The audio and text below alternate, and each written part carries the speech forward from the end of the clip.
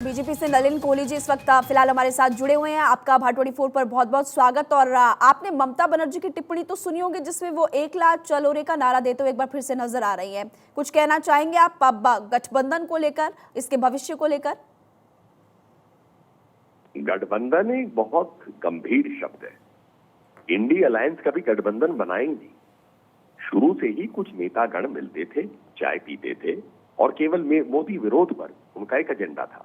कोई स्पष्टता नहीं थी भाई नेतृत्व क्या है उनका, दफ्तर कहाँ है, निशान चिन्ह क्या है, क्या कार्यशैली रहेगी इनकी।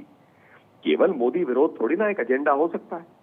अब ममता जी ने आज कई चीजें स्पष्ट कर दी कि गठबंधन जो बना ही नहीं, हम उसको वो आज भी नहीं पे खड़ा हो सकता, गठबंधन है ही नहीं वो। दूसरी बात, राहुल गांधी जी के न्याय यात्रा के बंगाल में प्रवेश से पहले उन्होंने बता दिया कि भाई हम आपके साथ नहीं है। राहुल गांधी जी वामपंथियों के साथ है, वामपंथी, और ममता जी साथ नहीं है। तो ये उसके अंदरूनी इश्यूज है।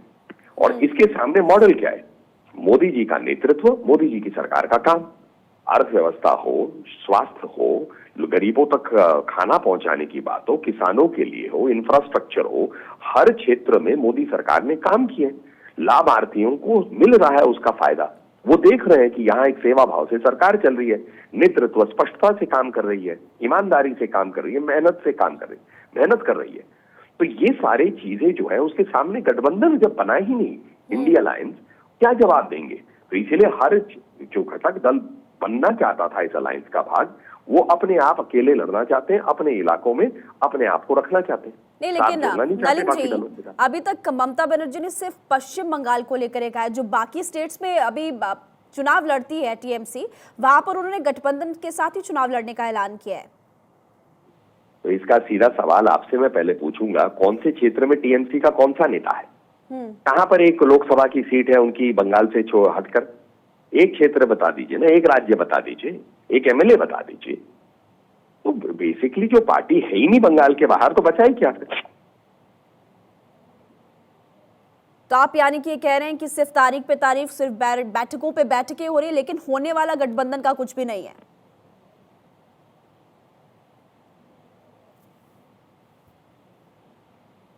नलिन जी, क्या अब तक आवाज पहुंच पा रही?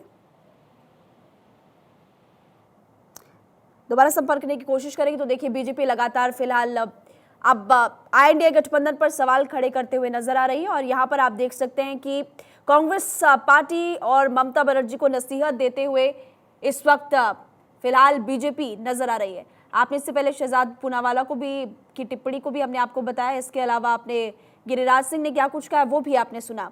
अब ममता बनर्जी चूंकि चुनाव लड़ने का अकेले ऐलान कर चुकी है, यहाँ पर आप देख सकते हैं कि ऐलान के साथ ही विपक्षी इंडिया गठबंधन की तस्वीर और भविष्य पर भी अब संकट के बादल लगातार मंडराने लगे। इस वक्त लाइव तस्वीरें आपके टीवी स्क्रीन पर